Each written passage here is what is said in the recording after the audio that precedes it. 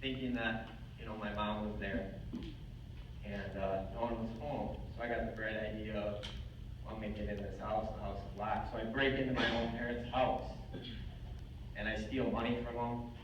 And the first thing on my mind is hop in the car and head to Milwaukee and go get drugs. So that's what I do. I hop in the car and I go get drugs. Come back to work, I know I'm gonna get caught. I didn't care.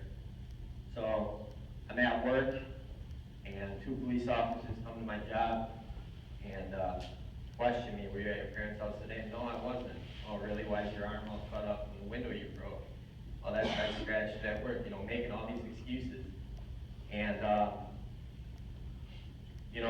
they come get me because I'm on supervision. And they arrest me, they search my car. They found a dirty spoon underneath my passenger seat in my car and ran it for traces of heroin. Oh, now I catch another felony.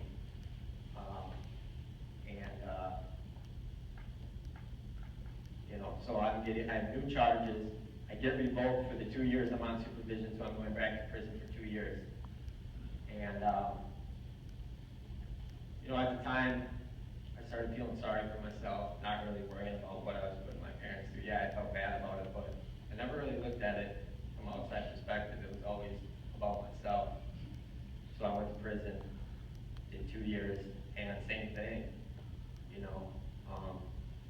they used when I was in prison. Again, I got out May 26, 2016 last year, and I got out and I didn't know what to do. I was lost. I didn't want to live this life anymore. I didn't want to go to jail, but I didn't know what to do. So people told me, you need to start going to meetings, you need to get a sponsor, you need to start working a program. You can't do it yourself, you can't control this, you have no control over it, you can't do it for someone else, you have to do it for you. So I did, so I started going to meetings. But I didn't want to put the work in again. It was just, if I show up to meetings, this must fix me, I don't have to change anything, I just don't have to use drugs. And so I did that, and about 3 months went by, and right back into the same cycle. I'm using again. And my PO calls me on September 19th of this year, and he calls me in for a surprise drug test. Well, I'm dirty at the time, so my first thought is, well, I'm going to run to the after-hours store, and I'm going to go pick up some fake urine, and I'm going to bring it into the PO's office. So that's what I do. So I come to the PO's office, I take a drug test, I use the fake urine, I pass the drug test. As I'm about to walk out, he looks at me and he's like, hold on. He's like, just to make sure everything's legit, he said, let me just pat you down real quick. And I'm like, oh, well, all right. So he finds the fake urine, and I throw the bag on the floor, and I'm like, whatever. Like, I gave up, whatever. So he arrested me and put me in the county jail. So I'm sitting in the county jail, and he comes up with revocation papers and sends me back to prison again. And I'm trying to figure out, what do I need to do? So I'm sitting there, I'm reading, trying to figure out answers, and I was going to meetings in the jail, and my PO came up and said, well, we got a revocation hearing for November 15th.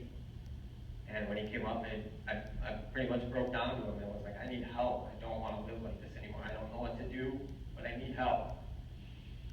And he said, well, let me go talk to my supervisor, and I'll come back up, and we'll see what we can do. And he came back up on the 31st of October, and he gave me an ATR, which is an alternative to revocation.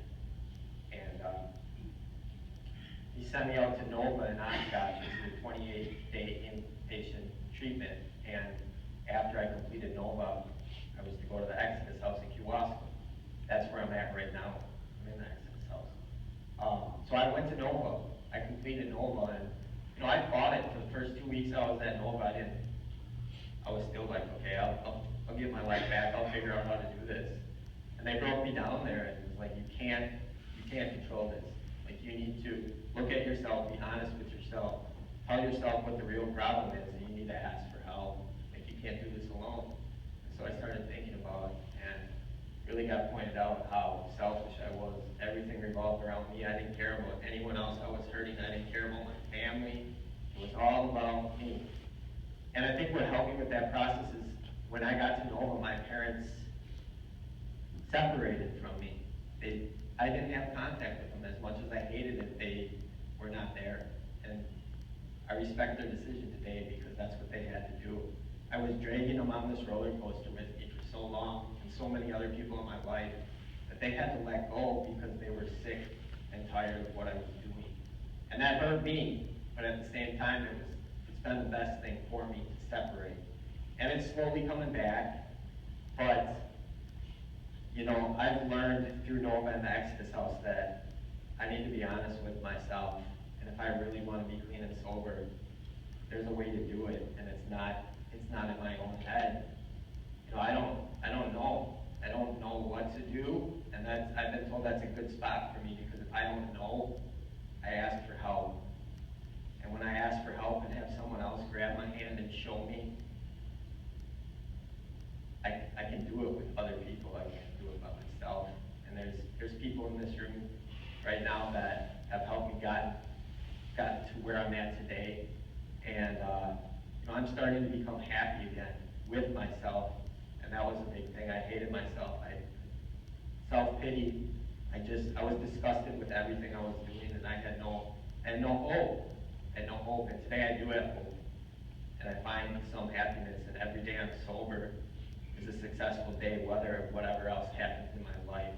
Because if I'm not sober today, I know exactly where I'm going to be tomorrow, and I don't want to go down that road anymore. So I have to keep working a program, and I have to let other people help me, and let other people into my life to help me.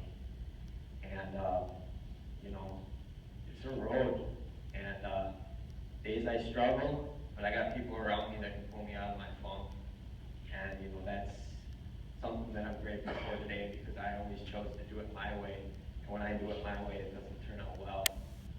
So